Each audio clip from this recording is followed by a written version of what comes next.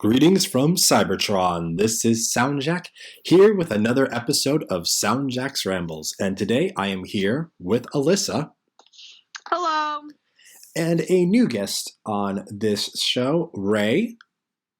Hello.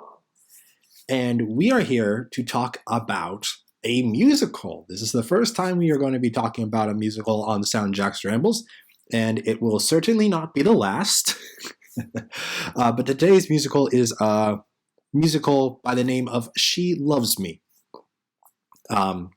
Originally premiered on Broadway in 1963, and its most recent Broadway performance was a revival in 2016.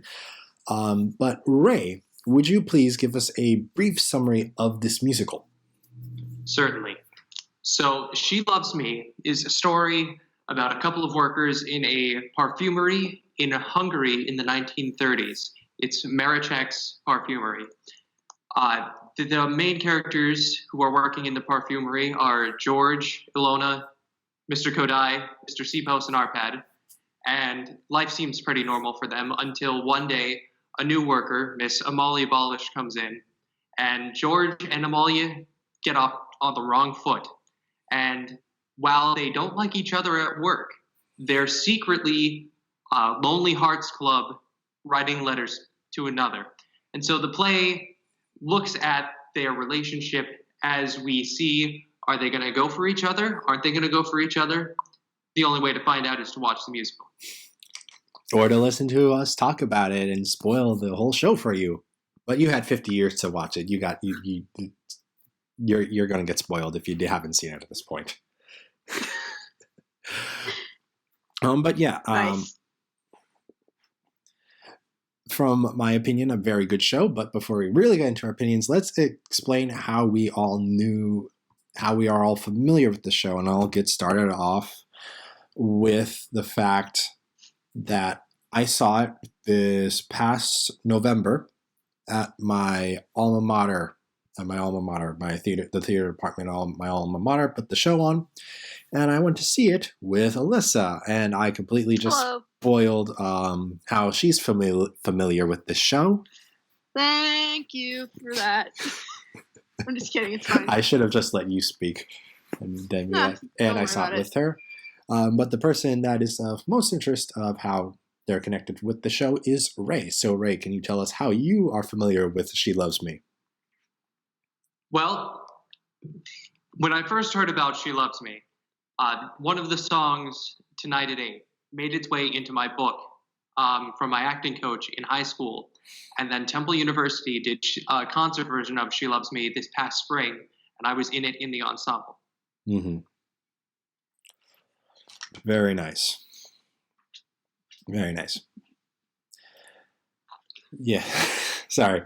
No, you caught me off guard when you said it was in your director's songbook. Yes, well, he was the one who introduced me to the show, and from that, I knew about the show when I went to do it myself. No, yeah. He was a great guy. Yes. But anyway, going on. Yeah, let's just dive right into talking about the nitty-gritties of the show. Again, spoiler warning. You've had 50-some years to see the show, but spoiler warning just in case. Yep. So let's get on to first talking about the different characters. And Ray, as you explained, the main two characters of the show are George and Amalia. Amalia, sorry. I'm looking at the character list, and I said Amelia, and I'm like, that's not right. That's not right. That's not how you say that name. And yeah, they have a very strong interaction throughout the show. Definitely. Who wants to go talking about them? Say that again? I'm sorry.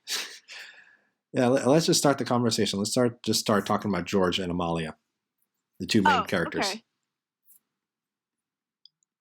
Oh well, I think the I think what's nice is that I think they're both pretty relatable characters, as far as like, I don't know, like as their main leads. I think they're pretty good.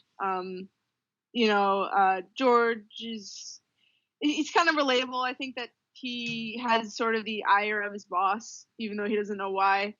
And I also think that Amalia and George's frustration with each other is pretty relatable too.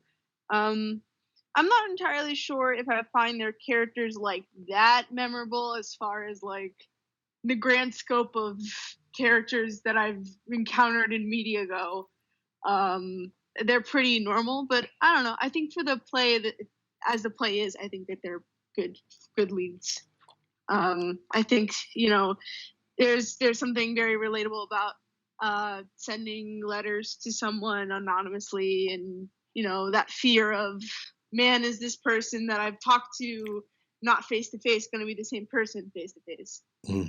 And then I also think I think also there's a lot of comedy that comes through the idea of these people know each other, but yet they don't know each other. So there's that aspect. So yeah, I don't know. I think the chemistry and the relationship they have on the stage is good for what I don't know if I'm saying anything that makes sense, but I guess basically what I'm trying to say is I felt that they were both good characters.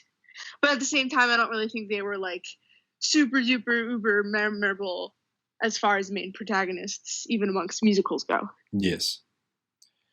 No, yeah. This show overall, I would say, is very much like a down to earth kind of musical. Yeah, I think as far as musicals go, that's fairly accurate. Yeah. Like the main exotic things are it takes place in Hungary, and it's at a Parfumerie, which is not really a thing we have here in the US, I don't think. I mean, I guess you could probably make the comparison between a Parfumerie and a beauty shop. Fair. Yeah. Beauty shops sell a lot more than a perfumer. I mean, they didn't just sell perfume; they sell like body wash and like facial makeup and stuff like that. That's true. Yeah. That's the kind of stuff you'd find in Bath and Body Works or Ulta. Yeah. So we do have that kind of stuff. I guess Parfumerie lends itself to a more like high class conception, because perfume is expensive, but I think the idea is that it's the same, or at least similar. Yes. Although maybe you don't have like individual people like coming up to you and like sampling it for you, except for like maybe if you're in, I don't know, Macy's or something, and you walk up to like the beauty section and they have the people there who will help you try on the makeup or whatever. Yeah, and they won't like 5-part harmonize you when you try to leave the store. No. Although, don't you wish they would? That would be very nice. It would be. I would appreciate. She Loves Me does have a tie to the modern day. There is a movie that came out in 1998 with Tom Hanks and Meg Ryan, and it's called You've Got Mail. And it's a non-musical movie, but it is pretty much the same plot as She Loves Me. It's based on Is it based on the same play? Yes. The play and all of its following comes from a 1937 play called Parfumerie that was written by Mikolos Laszlo. And that's where She Loves Me came from, and by extension, You've Got Mail. So these are all stemming from a source material, and they've all been adapted through the ages. Okay. Yeah. No, yeah. That's funny. I did not know about the non-musical movie. I'm looking on Wikipedia right now, and apparently there were several films.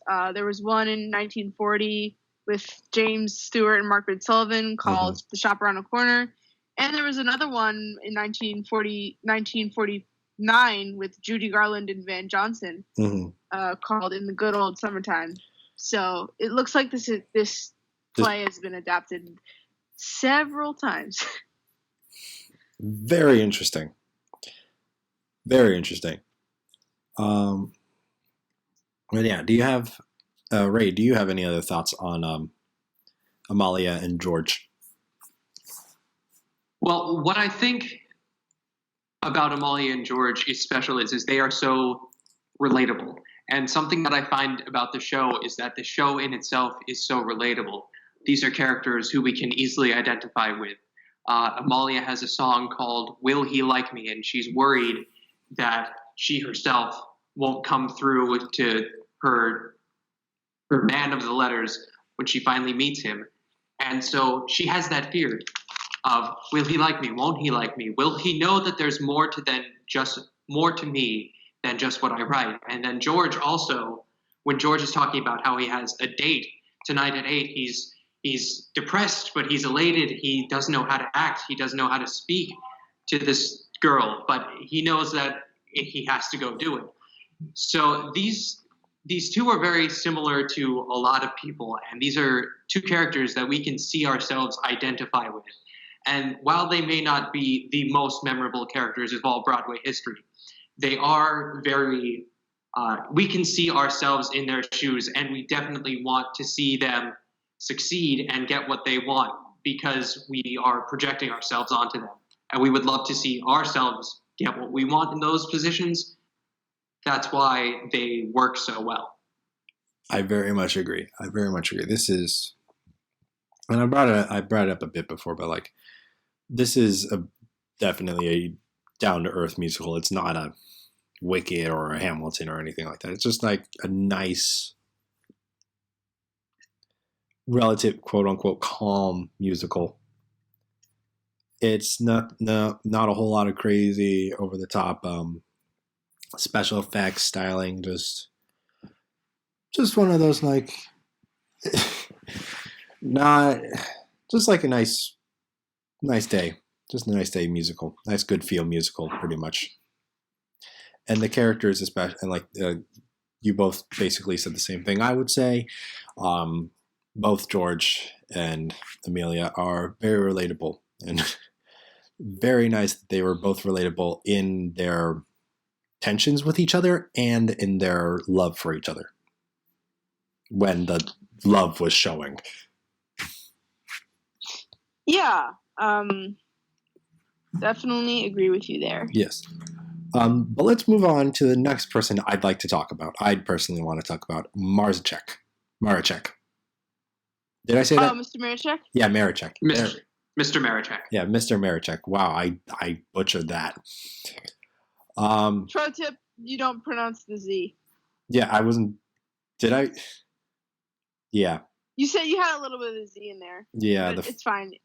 Hungarian is not a easy language to pronounce at first sight if you're not like a native speaker, so yeah, it's totally fine. Yeah. So Maraczek, he's the store owner of this Parfumerie, and he has a very interesting and I would say also fairly human plot to him, subplot going on. Yeah. I think what's really great about, like, I think one of the things that I've heard about people who aren't into Broadway musicals is that a lot of times there's not a lot of subtlety. And I think that's a fair criticism of the genre. Like, a lot of times there, a lot of it's based on theatricality, and the theatricality is not really big. But I think if I were to give them a plot line, that was subtle, I would say that Mr. Maraczek's was probably a good example of that, because we first are introduced to him as the boss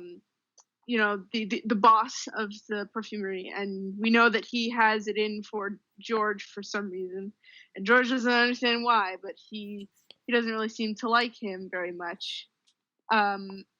And we also get this idea that Maraczek, Mr. Maraczek is, reasonable, but sometimes he can be pushed to his limits. But then we eventually find out that Mr. Maraczek was trying to figure out, he suspected that his wife was cheating on him, and then he found out I forget who told him, but someone told him that it was some other character's name I forget. Kodai. Kodai. I don't know this. Kodai. That Kodai is the one having the affair with his wife, and he had at this point he had fired George from the shop, correct? Oh yes, he did. That's an important. Yeah, they had like a fight, and then he threw him out. Technically, George quit. Oh, he did quit. I couldn't remember. Was it like one of those "you're fired, you can't fire me, I quit" kind of things, or? In the heat of the moment, Mr. Maraczek and George were having their verbal disagreement, and George says something along the lines of, "Well, if my work hasn't been good now, it hasn't been good for the last however many years." And he says, "Mr. Nowack, could I take that as your resignation?" And he says, "Why, yes, sir, you can." Or, okay. I'm not sure if that's the exact wording, but it does happen where George technically does quit. Okay. Yes, and also more context, because I also have the Wikipedia right in front of me. This was because, I think it was because George wanted to go to his date, and he wanted to leave. He wanted to, I guess he didn't want to help decorate for Christmas. Yes. And he wants to get to his date. And he has to leave early, but then Mr. Maraczek doesn't let him go, and that's what instigates the disagreement. Mm-hmm. So that happens, and then we find out once Mr. Maraczek's private investigator tells him about his wife's affair. At that point, we find out that he had assumed it was George who was having the affair with his wife, which is then explains why he was so bitter towards George. And then after that, he goes into a room and tries to kill himself with the gun. And we only hear the gunshot, or at least in the performance that Michael and I saw. Mr. Maraczek goes into his office, and then there's a gunshot. And I think at that point, the intermission happens. Or it does not. That goes right into... Originally, the play was written in 3 acts, so that would have been the end of Act 1. However, there is another scene after that that would have been Act 2 of the original play, but they combined the two and condensed them. Oh, okay. It went right into the date, which was a romantic atmosphere, correct? Yes. Oh yeah, with the funny waiter. Yes. Okay. Yeah, that. So basically, yeah. It basically cuts from that scene, which, man... that was a tonal shift. Yeah, it was a tonal shift, but I guess it makes sense to put a comedy scene right after, someone shoots themselves. And also, the last thing we do see is that the kid that helps out with the shop and makes deliveries, Laszlo, is the last person... Arpad. What? His name is Arpad Laszlo. Yeah, Arpad Laszlo. There's the last one in the shop, and then he sees, I forget exactly how it was staged, but he sees that he's trying to find Maraczek, and he goes in the back and sees him holding the gun, and then we just hear the shot. So we all assume he's dead, but he turns out to be fine. He just shot himself in the arm. Yeah, but that, and then after that happens, we see Mr. Maraczek pretty devastated too. Yeah. I mean, I don't know. I guess that a lot of that has to do with the actor. So I guess depending on what performance you see, that could go. But assuming the actor does a good job, it's a pretty rough scene. Yes. After that moment, I think it was probably the one scene I was one of the scenes I was the most engaged in with this entire play was when Mr. Maraczek's talking to Laszlo. You're just like, wow, this guy probably really loves his wife and is really torn up about the fact that she's having an affair. And also, it doesn't help that Mr. Kodai is pretty crappy as a person. Yes. I think he's a bit of a thing throughout you see him in little bits throughout the play, and he doesn't make the impression of the kind of guy that you wouldn't expect to be having an affair. He seems like the exact kind of guy who'd be having an affair with someone else's wife. Oh yeah. And we got context clues from things going on in the play that the audience even assumed that Kodai and Maraczek's wife were having the affair. Yep. So I think that whole entire subplot was really well handled, and I think it goes to show that Broadway plays are capable of subtlety. Yeah. And that's not me saying that I didn't think that was a possibility. It's just that I know that Broadway, for the most part, has the preconception of being a very heightened, overblown genre of theater. But I think that this scene shows that there can be some subtlety to something in a play. Yeah. So, yeah, I really liked that scene. I really liked Mr. Maraczek. Part of me wishes that there was more of that in the play, but I think for what this play was, I think it was the right amount. Yes. I think considering everything else, I think that subplot was really well handled. Yeah. Right. I don't think you talked specifically a whole lot about your feelings with the scene, so want to go in some detail about that? Well, yes, I'd just like to clear some things up. Mr. Maraczek and George actually have a very good relationship at the beginning of the play. Yes, that's true. That is true. It's only until after Amelia gets hired that there's right? We don't see the exact moment that Mr. Maraczek changes. But we know the exact moment when he changes happens as Amalia comes in. Yes. So when Mr. Maraczek first comes in, he's seen as this jovial man, and he has the song, and he's talking to George about how you don't need to be a bachelor. You just think you have to be. And it's called Days Gone By. And it's quite a nostalgic piece. And it's about how when he was their age, he was young and strapping, and he had the ability to go out and dance with a pretty girl and spend the whole night dancing. And then he makes a bet with George about a musical cigarette box. And he goes into the office, and that's when Mr. Maraczek receives the call. And since George has been going to Mr. Maraczek's house to kind of schmooze him over so he could potentially take over the shop, mm-hmm. Mr. Maraczek just assumes that George is the one having the affair with Mrs. Maraczek. Mm-hmm. And it's at that point that we see that Mr. Maraczek grows cold towards George. And George doesn't understand what's happening because George, as we know, we didn't know at that point, but as we know later in the play, George isn't the one having the affair. Mr. Kodai is.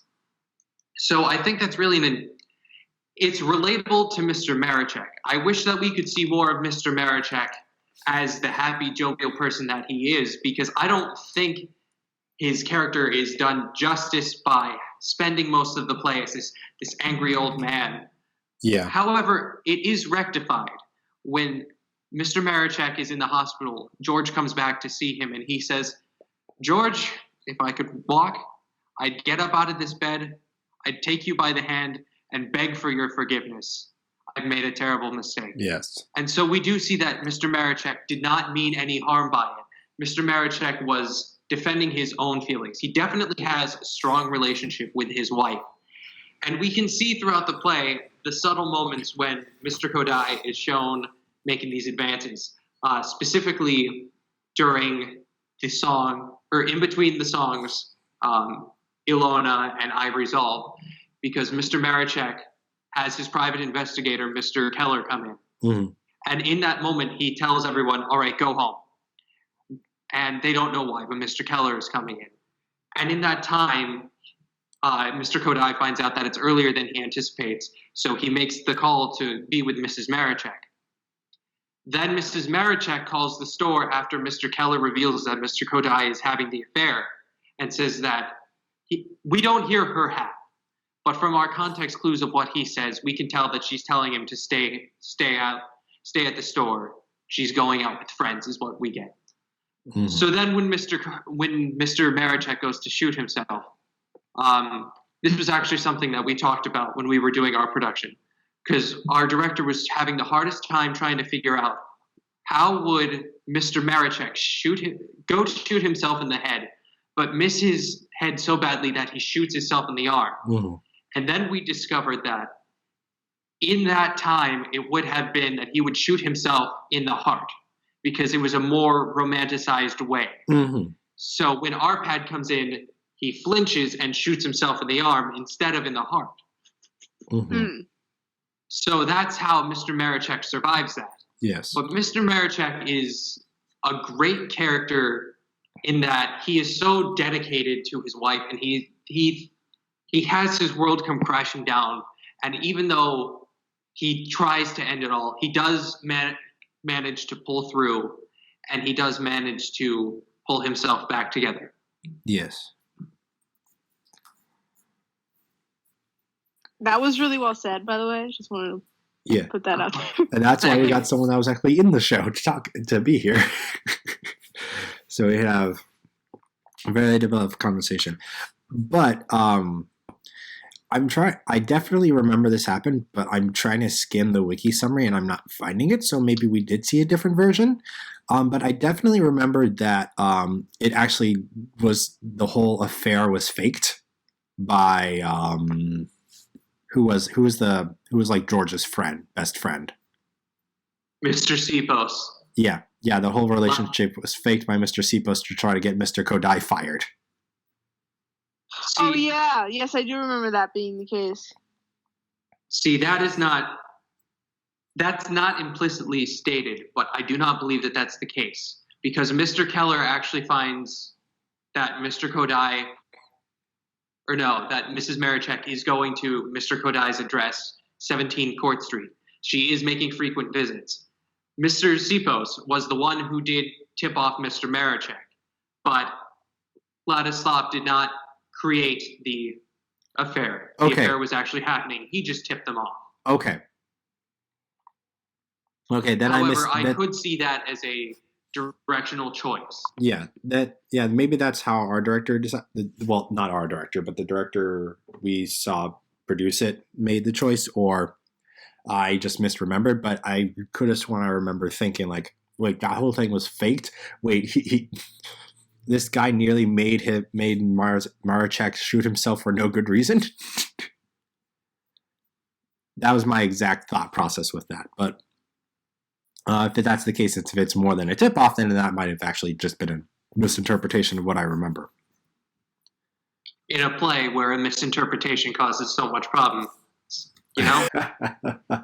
Very true. Very true. Let's talk about some other characters. I mean, we've talked about Kodai. I think we've talked about Kodai enough.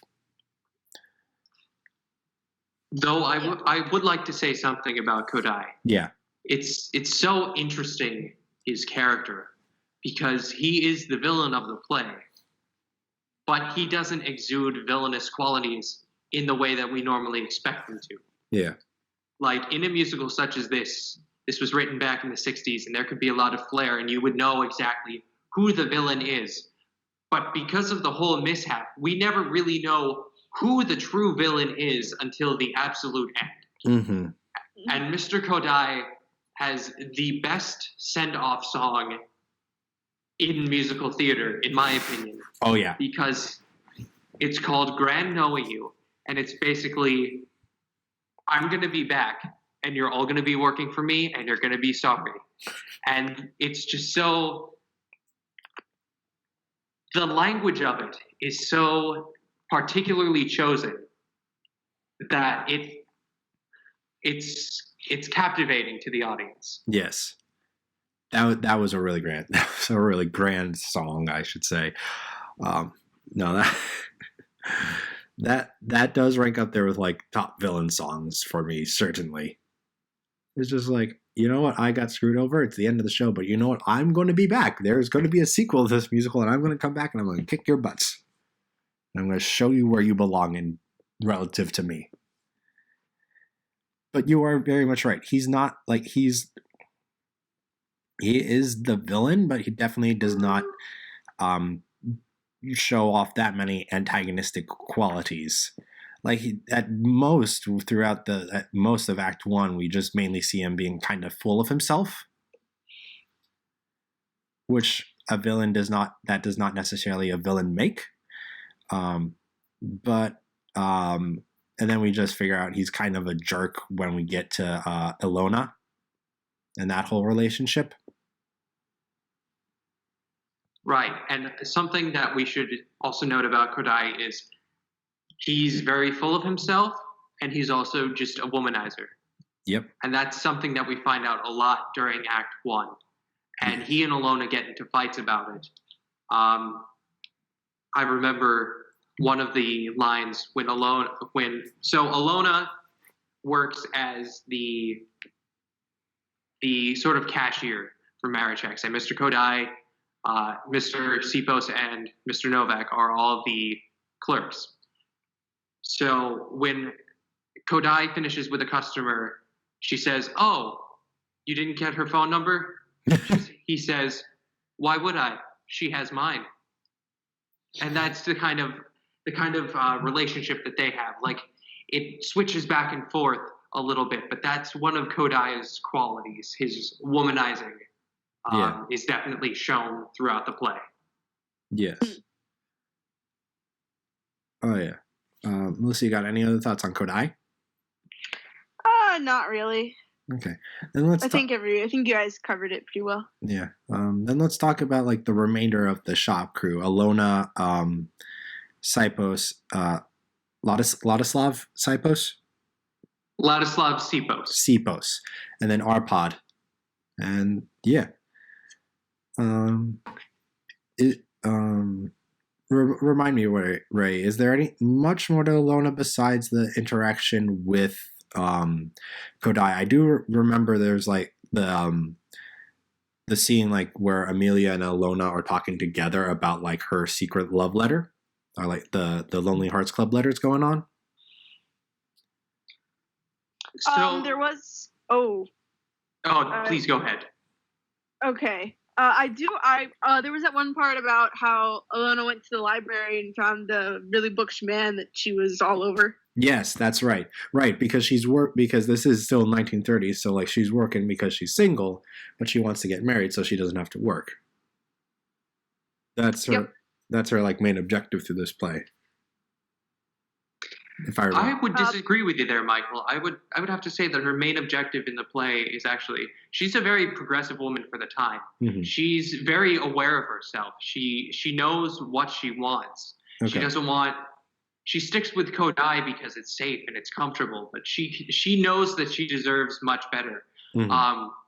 And she finds that when she goes to the library. Right. And she has a song about how she's going to resolve to find something better. She's not going to fall for Kodai anymore. She's going to figure out who she is, and she's going to go for it. So there's a lot more to Alona than meets the eye. A pun not intended. Sorry. There's got to be, that pun has to exist at least in one of the Rambles, every single Rambles somehow. Whether intentionally placed or not. But anyway, that is true. I did forget about that.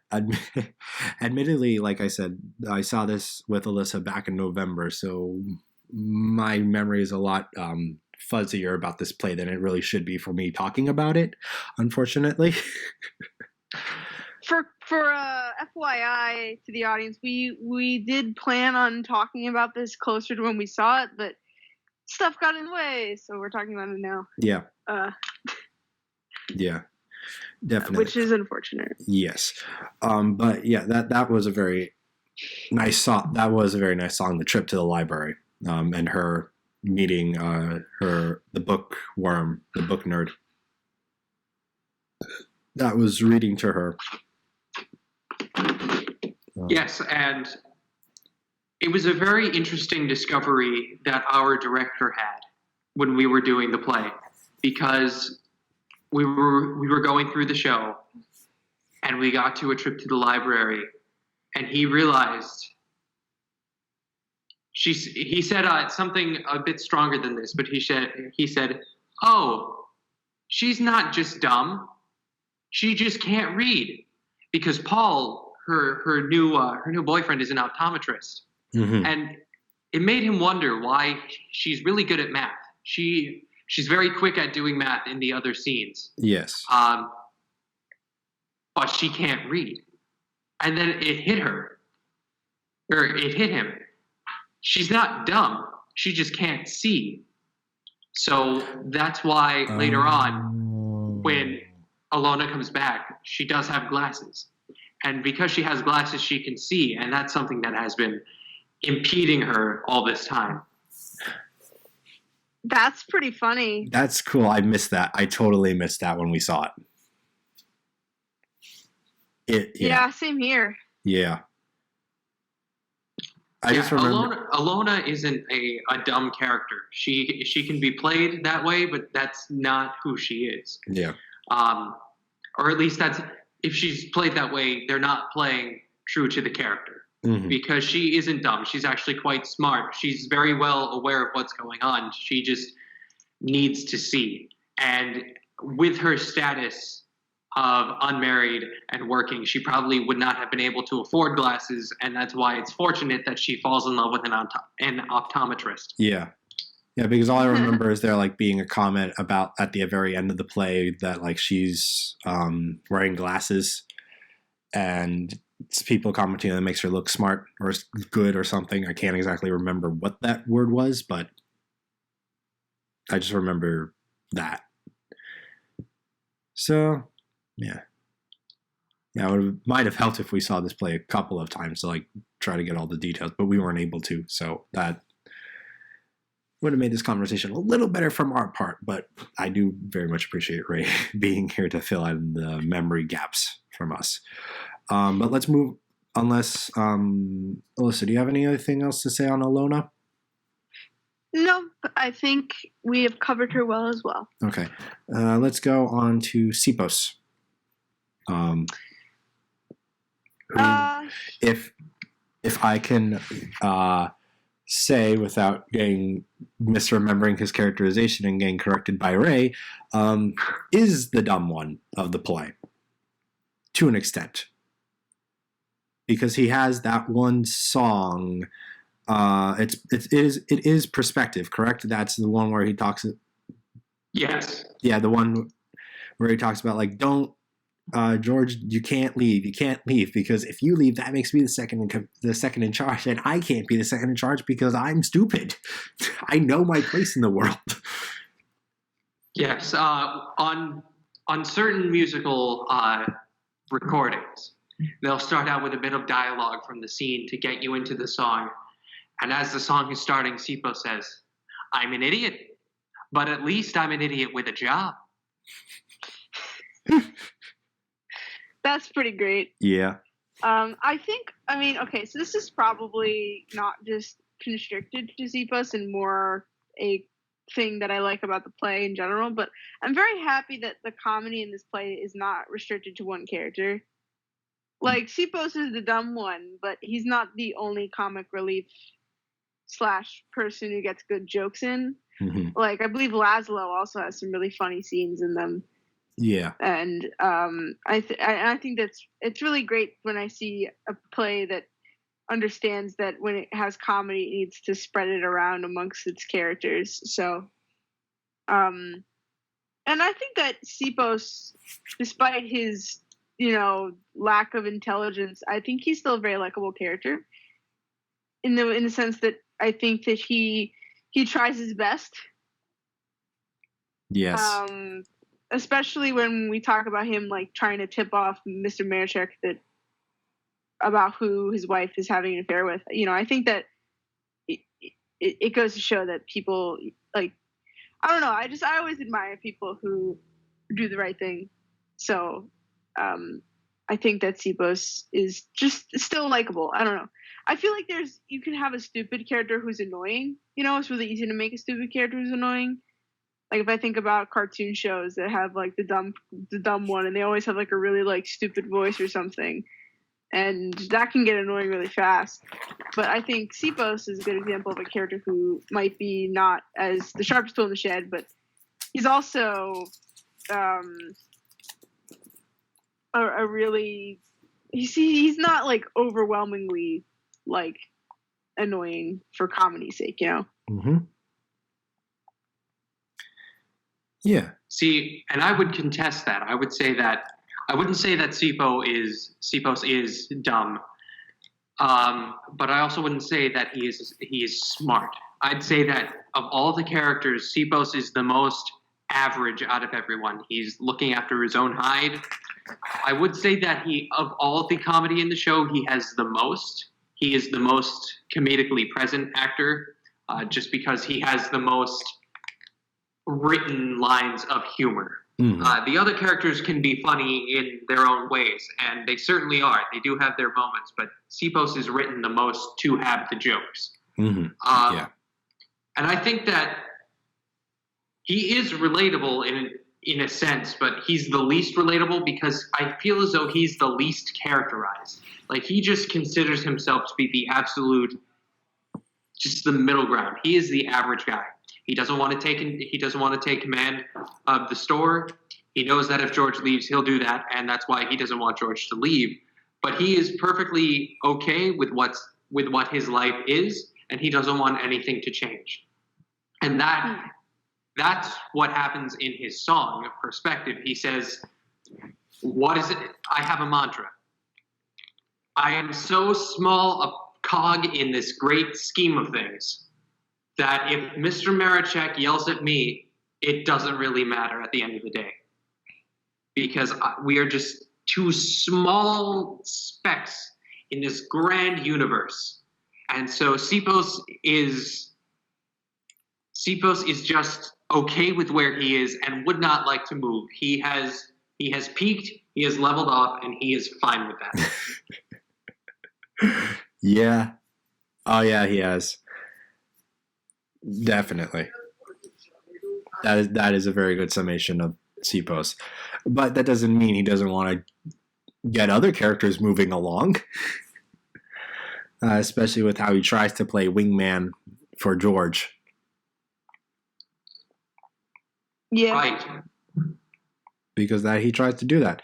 He tries to help him get on the first date because George is so nervous. And then he's the one encouraging. Yeah, isn't he the guy who initially finds out that, oh crap, he's in love with Amalia? Yes.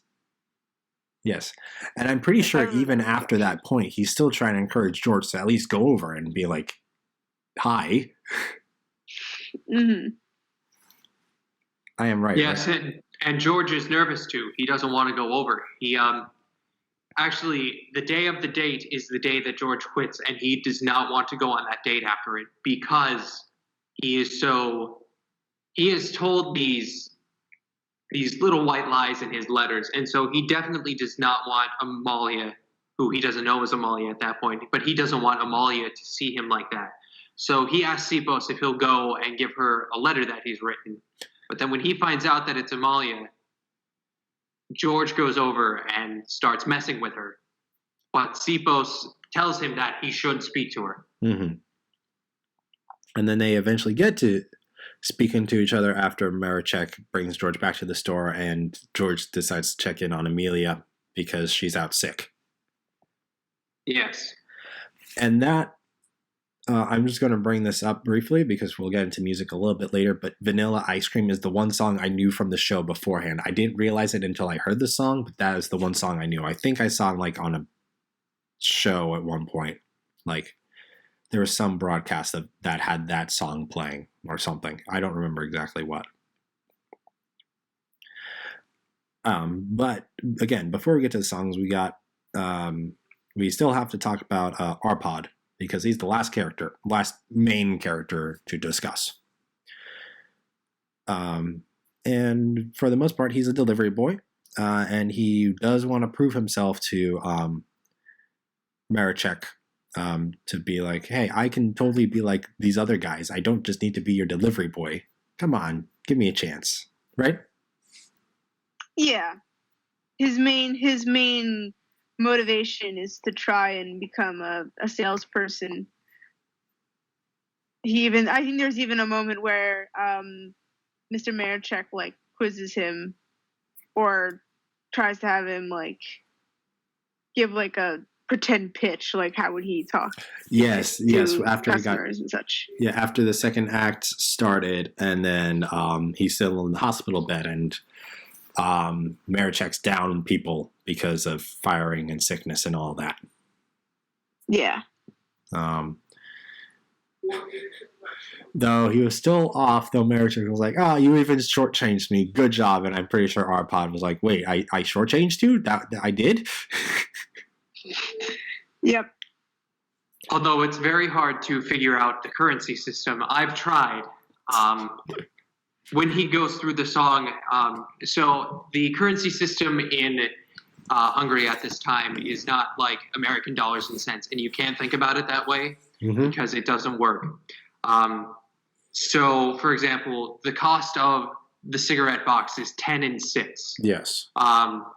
In the song "Try Me," Arpad says an eyebrow pencil is 1 and 3. Then there are things that are 32 even, or 10 and 6. So there are those combined numbers. So Arpad has memorized everything in the store, every tube, jar, box, bottle, carton, and container, where they are, what they cost, and what they're for. That are some of the lyrics from that song. So Arpad is very aware of what he's doing when it comes to Maraczek, and he's very serious. Yeah. And he's the most naive. In the opening song, "Good Morning, Good Day," Miss Ritter says, "Arpad, why don't you marry me?" And she says, "No, you're a bit too young." And so Arpad says, "I'm old enough. You know, Mrs. Horvath always used to say I'd get to be 35 before you ever did." And he didn't realize what she was saying. But he said it anyway because he's this young, naive teenager who doesn't know much. And I think that that's something that's very important when it comes to Mr. Maraczek shooting himself. And Arpad is the one who finds him. Because that has to be, I've never had to experience anything like that, but I'm sure that has to be something that's so incredibly life-changing and scarring, especially because he looks up to Mr. Maraczek, and you can tell. Yes. Mm-hmm. Mr. Maraczek is like the father he's never had. Yeah. We don't know anything about Arpad's family, and I don't believe that anything is said about it, though I do think he doesn't have a family to go home to. I don't know if that's implicitly stated or if that's just an inference, but he does not have that to go to. So to see that really matures Arpad very quickly. But he still has that bit of naivety. Yeah. Definitely agree. Honestly, not a whole lot more to say because he is just the kid at the beginning who has to have the biggest maturing of all the characters, partly because he's the young one, and stories like these do have characters have to mature. Yeah. Well, characters like him have to mature in these kinds of stories. Fortunately, it's not like he had to see Maraczek die or anything, which we all thought he did when we first saw it, I presume. Yeah. Yes. I was like, well, pretty much, I'm pretty sure he's dead. Especially considering the fact that, like, it was a suicide and, like, yeah. Unless someone, I don't know. It was, to me, it seemed to be the case, but yeah. You know, I was happy to be pleasantly surprised. Yes, I was very pleasantly surprised when he turned out to be alive. I thought there was actually going to be a death in this very lighthearted comedy. Right. And if I may. Yes. Recently, so in 2016, they did the first ever Broadway live stream of a musical on Broadway HD, and this was the show that they did. And recently, they put that production up on PBS as part of their Great Performances series. Mm-hmm. So we had it recorded. Now, at this point, I was already in it. My mother and father had seen the play, but my sister had not. Mm-hmm. So I didn't do anything on the outside to keep the mystique of theater, but as my sister thought Mr. Maraczek was dying, I was chuckling on the inside because I was thinking, oh, you're going to be pleasantly surprised. It's going to work out in your favor. Don't worry. But I didn't say anything. Yeah. But the look on her face, she was so horrified. And it's a horrifying experience when you don't know what's happening, when you don't know that it's going to happen. And it's such a big payoff that he does not die. Yeah. Mm-hmm. And especially, like we mentioned before, how we have to transition very quickly into a romantic atmosphere. Yeah, actually, that's probably one of the minor characters that I really wanted to talk about. I thought the waiter character was hilarious. Yes. The guy who played him in the performance that we saw did an excellent job of just playing it up, and you could tell he was just having a great time performing this character. He honestly stole the show. Like, everyone in the production we saw was great, but he just took the entire show with him at that point. Yep. I don't even know if there's really anything I can critique about that scene. It was all really wonderful, and I think it even makes it even better when you find out that the entire rest of the clientele there are not very interested in having a romantic atmosphere and are rowdy whenever he turns his back. So. Yeah, that. Honestly, I think that also just makes it better. Yes, that's Go ahead, Ray. That restaurant, the waiter himself holds it to such a high standard, and he talks about how the people aren't coming there for the food; they're coming there for the mood, and he thinks that it's this great place, but it's really just this sleazy, disgusting place that people go for a good time, and the people who are in that restaurant definitely are not there. It's not men going with their wives. It's men going there with their mistresses to get out and not be seen. That's kind of how the Cafe Imperial works, which is extremely funny when you find out that that's where George is taking his date. And that's where Amalia is going on a date, because it's not. They probably heard what the waiter has want to be heard about the restaurant, but they haven't heard the truth about the restaurant. And I feel as though if they had, they would not be going there. Oh yeah. Yeah. But the general customers' anticipation of how the atmosphere of the restaurant is does not really impede the scene or the mood when we actually get to George and Amelia's part. Yes, I would like to say before we transition off the waiter, in the 1993 revival of She Loves Me, the man who played Jafar in Aladdin on Broadway and in the movie plays the waiter. Oh my God, really? So in the 1993 Broadway revival, on the soundtrack, the person who's singing as the head waiter is Jonathan Freeman, who played Jafar. That's great. Good to know. I'm so happy. Fun story. I recently, and by recently I mean like last year, and by last year I also mean 2016 years ago, probably at this point. Yeah, in 2016, I saw Aladdin on Broadway, and Jordan Freeman plays Jafar on Broadway, and I just, after seeing him play a role, I'm really happy to know that he played this one. I can totally see him in it, and I'm sure he did a great job. Yeah, definitely. But yeah, unless anyone has anything else to say about the characters, I think it's time we move to the music. Sure. I'd be willing to move on, yes. Yes. How long have we been recording? Yeah, definitely a good time to move on to the music.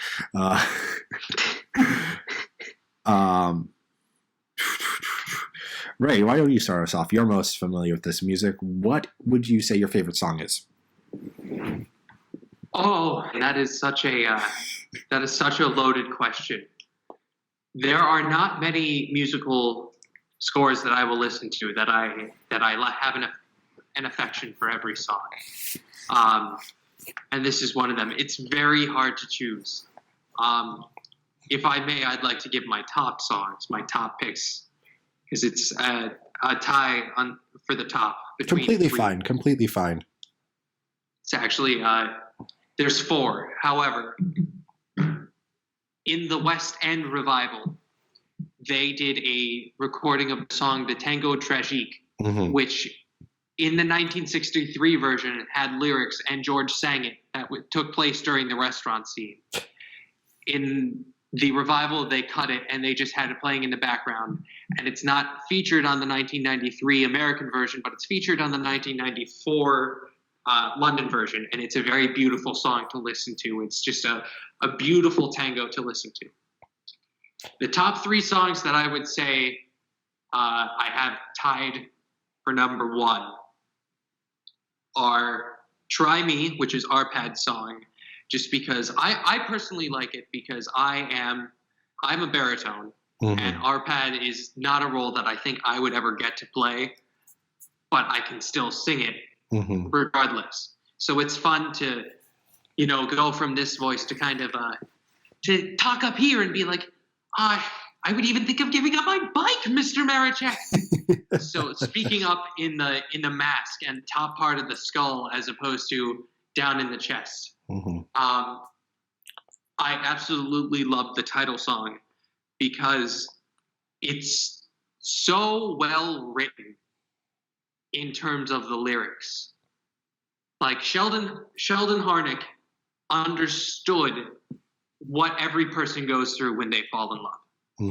And just the way that the lyrics are written, they're so beautiful and they're so precise. Like, this is how you feel when you're in love. Like, these are the words that no one knows how to sing.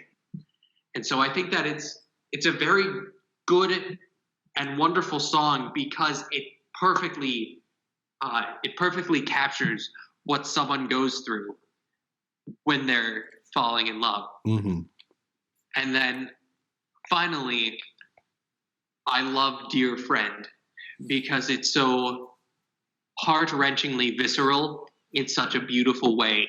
It's so melodic and it's beautiful. And Amalia's a problem with musical theater is that many sopranos are forced to go very high when they sing. And they're forced to sing up in the stratosphere, and this is not a case of that. And that it shows the beauty of having the female voice in a comfortable range, and because it works in that comfortable middle range, it just rings on the ear beautifully. And the lyrics are so, you feel so bad for Amalia because she's been left behind on this date by her secret lover, but it just when it hits, and there's this beautiful part where the violin goes up on 8th notes, and then once it hits the peak, it stays on the top note but also descends chromatically down, and it sounds so beautiful, and it perfectly encapsulates the moment of the scene. But it also captures everything else that's going on with Amalia at that point. Yeah. Those were very good choices. Yeah. Very good choices, Ray. Thank you. I would say that I think my favorite song is the one they sing around Christmas time. I think the 12 Days to Christmas? 12 Days to Christmas? Yes. I think I really like that song because I think it really encapsulates how you feel around the holiday season. Like, it captures I'm really happy that it's the holiday season and, we're going to get ready for all the having fun with family and all the gifts. But I think towards the end of it, also captures the frustration of Christmas time, which is always nice. I think we have a lot of songs that, talk about the joyous times of Christmas, but I think it's always nice to hear a song that also resonates with the more frustrating, angry times of Christmas, especially from the customer service end, having all the shoppers run in, especially when it's like everyone's coming in to buy gifts and there's just a lot of people to attend to. So I don't know. I think it just feels like a holiday song in a way that most holiday songs don't feel like it. If that makes sense. No, I very much agree. And I very much say that is very accurate to how I felt working retail this past holiday season. I have a deeper appreciation for the song after going through all of that. Like, listening to it the first time, I was like, oh, that feels right. And then going through that myself, I'm like, oh my God, this is so right. Yes, and the lyrics really encapsulate how much of that feeling you would feel, Michael, because in the second verse, when it's going through the 12 days to Christmas, you have to have your retail voice and you have to have your customer service face, and you always have to be, the customer is always right, and I'm sorry, sir, we'll fix that for you, sort of that sort of thing. And it's beautifully juxtaposed with how you might feel on the inside, like, oh my God, please just leave the store. Because some of the lyrics are, these are the people who plan their days wisely and well. These are the people who shop in time, and they can go to hell. So it's got that juxtaposition in there, which really encapsulates how you feel during the holidays. And Michael, you've worked in retail this holiday season. My first job was in retail during the holiday season, so yes, it does capture that very well. So can I assume that we have all just made a mutual agreement that 12 Days to Christmas is the most relatable of the songs? I'd be willing to say that's fair. Yeah. Okay. Not necessarily the overall greatest song of the show ever, but the most relatable to us in the current day. That's just, it's good that not much has changed in 70 plus years, 80 plus years at this point. Wow. Well, granted, this musical was written in the 60s. Right. So I do have to keep that in mind. Depending upon how accurate it is to the original play, which I have not read. But if I had to make another pick, I did. I mentioned Vanilla Ice Cream was the one song from the show that I had heard prior to seeing the show. And honestly, I do really like that song because it's also another song that's it's as down to earth as the characters of Amelia and George are. Because what other musical would have a song about vanilla ice cream? Let alone a song that's entirely devoted to vanilla ice cream. Sure, there's going to be a song that's going to mention vanilla ice cream on a hot summer day or something like that, but that's just the point of the song. And it's just oh, that was a very nice gesture. Wow. Okay. Does he like me? Do I like him? What? Yeah. Yes, it's such a symbol. Instead, it's not about the vanilla ice cream. It's about what the vanilla ice cream symbolizes. Yes. Absolutely. It's very simple, very sweet. Haha, sweet. Wow. And very nice. But I will also say I do very much like that the 4 to 5 part harmony of "Thank You, Madam." Please come again. Thank you. All of that. I'm sure that was a terrible rendition of it, but I think what makes that song really great is that it's such a easy song to remember. It's very much a jingle, but I feel like it's not intrusive in the way a jingle is, if that makes sense. Yeah. Ray, you were going to say? It's actually funny how it is written, because as it is written, when you play it on the piano, the doorbell is, you take your do and then your so. No. You take your first and you take your fifth. Okay. And that's the bottom two. And then you take a full step above the fifth. Mm-hmm. You'll take your sixth, and then you'll take the fifth of that. So what essentially you're doing is you're creating just a 6 chord. So in the show, the doorbell is normally in the key of E flat. Mm-hmm. So if you were to play that, it would be E flat, B flat, C, G. Huh. And then from there, you can transpose it into any key, as it does make an appearance in multiple keys throughout the show. But especially during 12 Days to Christmas. It is such an easy jingle to remember. Yeah. Yeah. I'd say I'd stick around to listen to that jingle if stores did that jingle, unless if I was in an ultimate hurry, but. Yes, and it's such a pleasant tone that you don't mind hearing it over and over again. And they don't beat you over the head with it as they could have. it's in there subtly. Yes. Like, it always comes back when someone has to leave the store, but, well, a customer has to leave the store.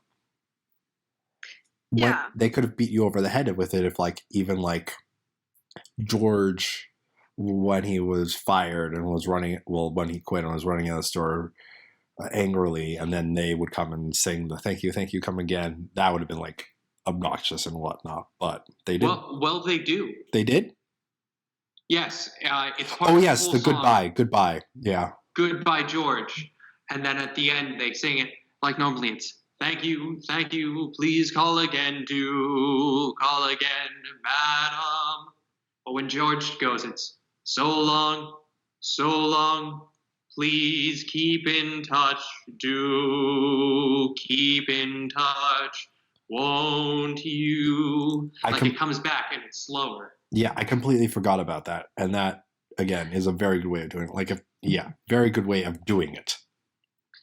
And I think that part works because it's more of a change to the jingle rather than a straight repeat.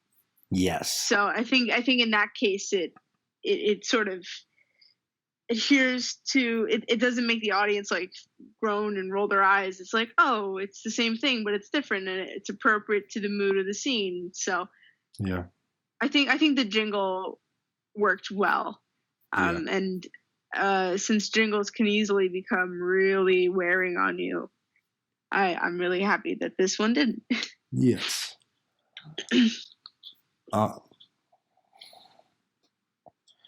Let's get into more opinions about some of these songs. I'm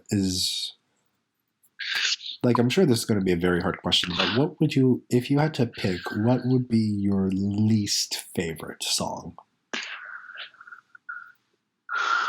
And I'm asking this with the full awareness that I do not have an answer for this question. I see, the problem is that because it's been a while since we've last seen the show, I'm blanking on what some of these songs sound like. I guess if you were to give me I guess the one I'd say would be my least favorite is the one that I don't really remember or recall in any way. I guess that one might go to, I'm not really even sure. I don't know.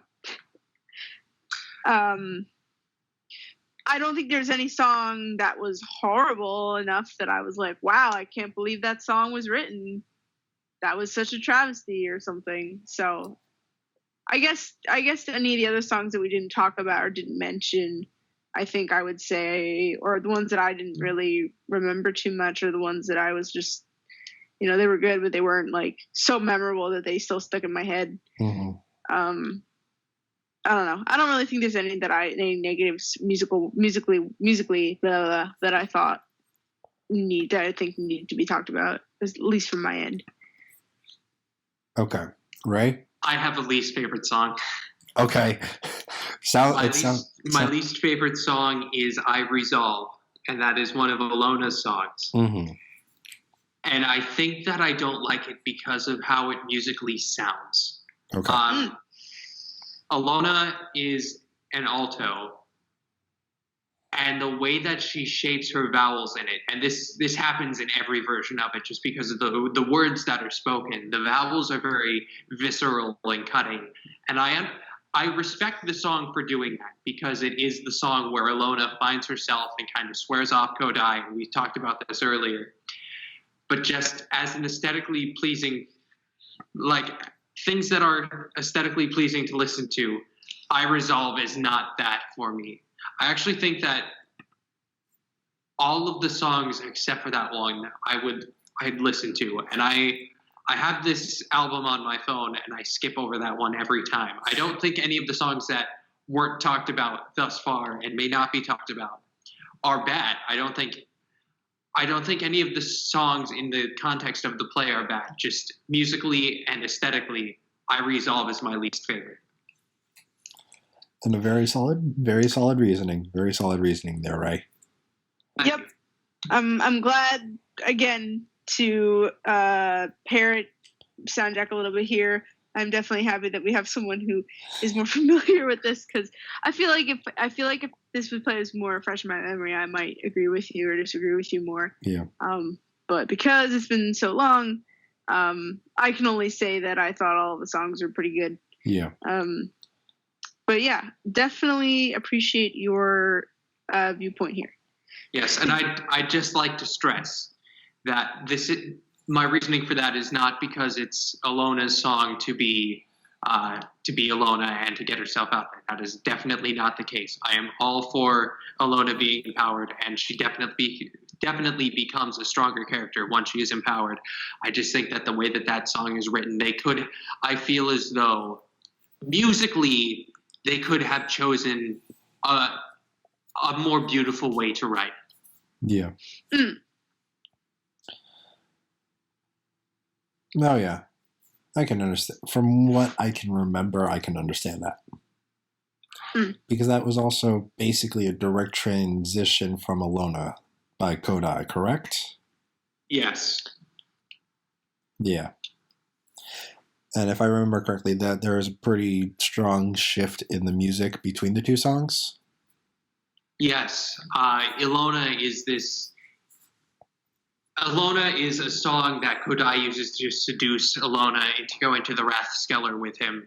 And that's the date that he breaks to go with Mrs. Maraczek. But it's this rumba piece that's got this Spanish influence to it, and it's very nice to listen to.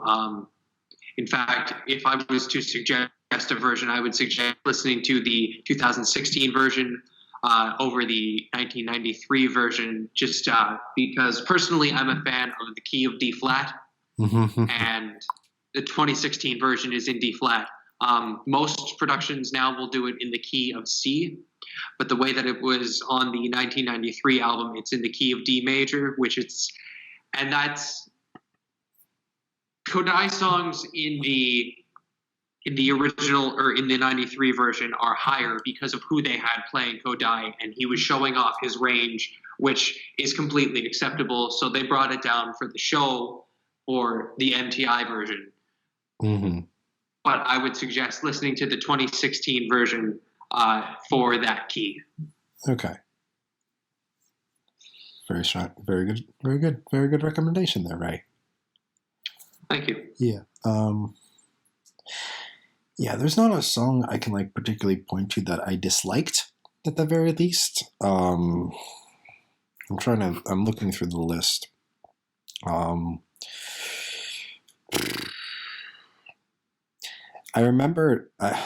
do remember I did like I don't know his name with the Amalia and Alona going back and forth on that. That was a very nice piece, but that's not one I disliked.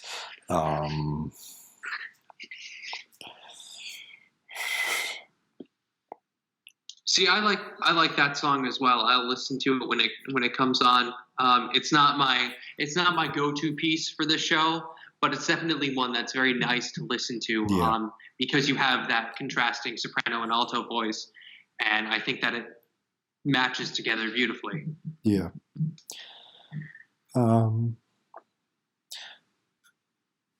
Yeah, I'm just trying to think. While I'm thinking, let's ask Ray, are there any other songs that you think are worth mentioning before we wrap this up? Not specifically. They all have their motifs, which are beautiful. The music is beautifully written. The people who worked on She Loves Me are the same people who worked on Fiddler on the Roof, for those who don't know. I did not know that. Well, now you do. But this is very beautiful music, and it's all worth talking about. For the sake of time, we don't really need to talk about all of them, but it is a very beautiful score. And they all have fun parts about it. Like there's personality to every song in the show. There aren't any real throwaway songs that are just written to, extend the time or anything. These songs all have a purpose. Mm-hmm. Yes, absolutely. I definitely agree with that. I still can't think of a song that's like really my like least favorite.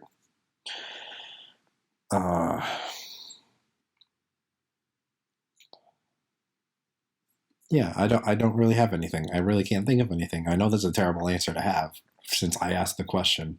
But again, even if I could pick one, it wouldn't be because I hated that song. It's just like the one I was least enthused by, I would say. But I can't figure out which one that is right now. Well, I think we can just about wrap this up, I would think. Unless Ray, you have any particular notes from your specific production you'd like to bring up. Well, at this point, I should say this. When we did it, so we honored Sheldon Harnick. We did a 3-show run. And on Saturday, we honored Sheldon Harnick, who was the lyricist. And so he came and saw the show. And it was one of the most amazing things I've ever done theatrically, where I got to meet the lyricist. And at the end, he came up to us and he said, "Thank you to all of us." And I said, "Oh, no, thank you, sir. Because without him, we wouldn't have a show to put on, you know?" Very true. So this show, when we did it, we had a very talented cast. And I really respected the way that it was cast. And I've made really good friends out of it. And I think that the people who we had cast really did the parts well. And it really helped me to understand the show more than I would have had I not been a part of it. Mm-hmm. However, ours was a little bit different, as we weren't a full-out production of it. We were a staged reading of it. Mm-hmm. So we were called She Loves Me, a Concert. Okay. But it was still a very great production, and we had a good time doing it. And I think the audience had a good time watching it. And that's something about this show. It's just it's charming, to say the least. Very nice. That's very cool, though. That's very cool that you actually met the lyricist. Yes, and he's 94 years old and still kicking. He's still spry. Wow, that's like when I met Angela Lansbury. Wow, that was so jerk off. Rubbed my mucho position, and that was I shouldn't have said that. No, you're fine. Totally, you can totally brag about how you saw Angela Lansbury, and I even think it was totally like called for. You were talking about meeting celebrities. Okay. You're totally fine there. I promise. Okay. But back. At least I think so. Yeah, you were fine, Mike. Yeah. Okay. I don't know. I guess I was overthinking.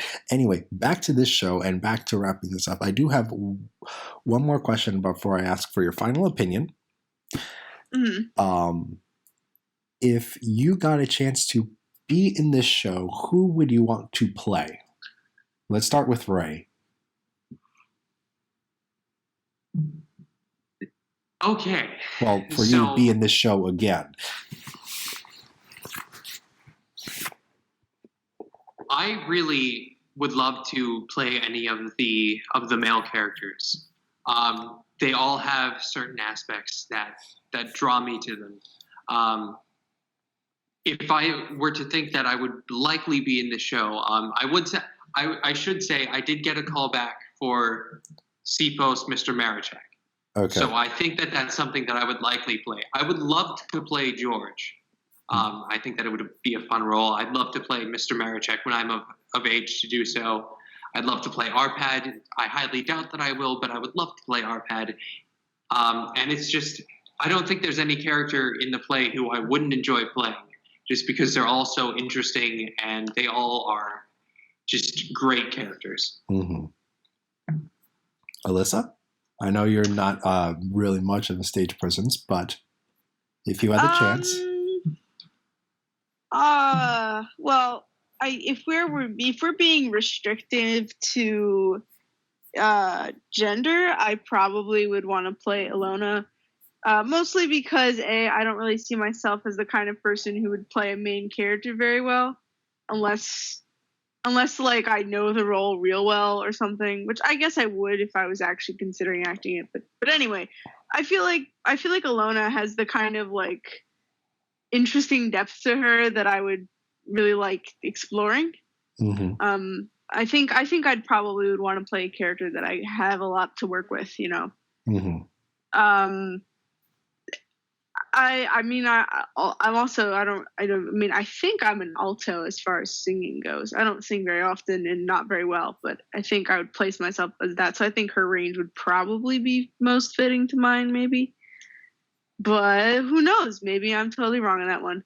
Yeah. And then I guess if we were to assume that I could play any character, gender notwithstanding, I think Arpad would probably be fun to play.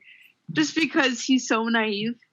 I think he has there's a lot of comedic possibilities with him, and I also think he has some really memorable and emotional scenes. And I think I'd be okay at playing a naive character. Yeah. But I guess I haven't been in a scripted production of anything, and I think the last one I was in was like in middle school. So it's been a while, but I think those two would probably be my choices. But at the same time, I feel like this question's not very well suited to me, because I feel like I'd rather have a director or someone who's more knowledgeable be like, you'd be good at this, and not sort of what I would want to play. Mostly because I would want to pick the role that like would suit me the best and my capabilities, and I don't know what that is. So yeah. So then, Michael, may I ask who you would like to play? Voice parts notwithstanding, I'd like to play George.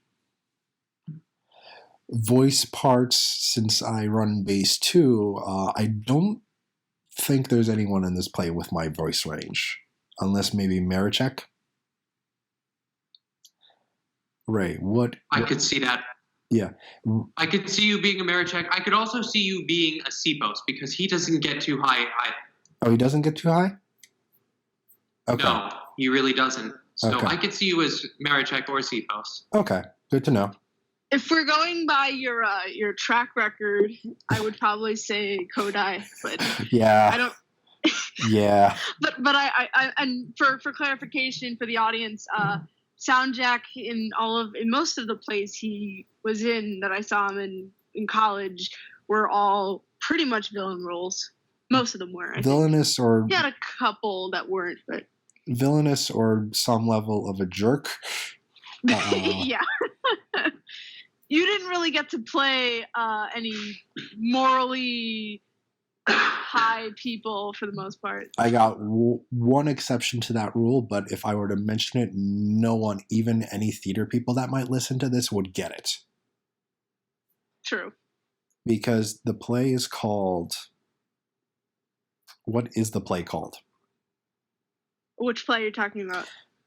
Alan's Wife, that's what it is. Ah, yes, that one. Literally, you're not going to find it. Well, you can like Google search it and find like a script of it, but like it's only ever been like performed twice, not including our production, as far as we can tell. Yeah. And it's just out of circulation. Like no one's ever going to have heard of it. If you have heard of it, I'm going to be very impressed with you, and you should leave a comment at the bottom of this video. Audience engagement. Yeah.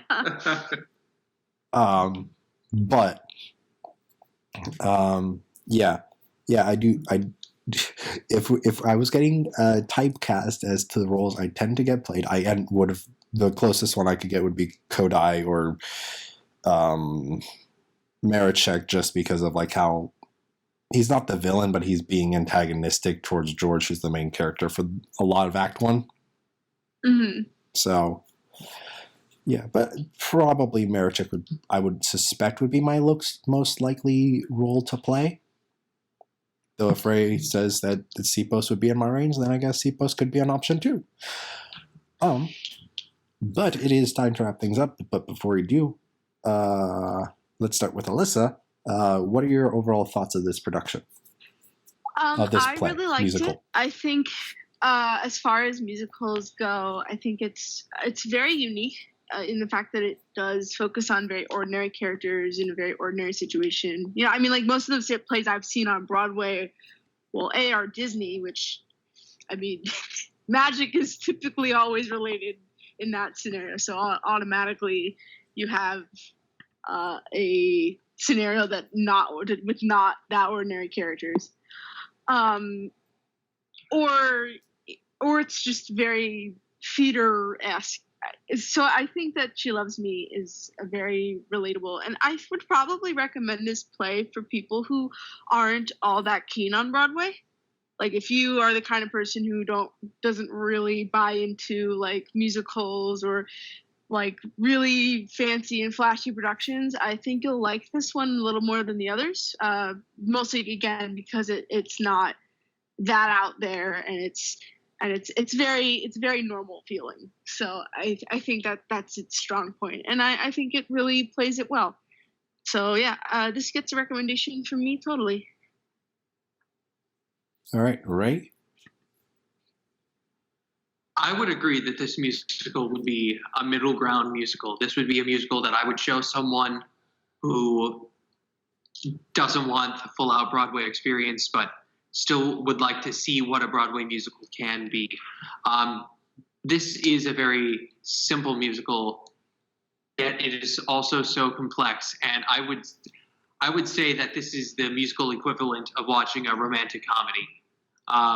Yep. Like, my sister compared this to a chick flick, and yeah, it pretty much is. But anyone could get into it if they wanted to. It's so beautifully written and so well done, and it's so relatable that anyone could get into it. And I could not recommend this musical enough. It is something that I would love to be in again, and I would recommend time and time again. Definitely. As much as I don't want to be the person that's like doesn't have much to say after what you do have said, I'm basically going to end up repeating you two. This is a very down to earth, relaxed musical compared to other musicals. The only time like it really gets hyper and crazy is during the romantic atmosphere bit. But besides that, it's very not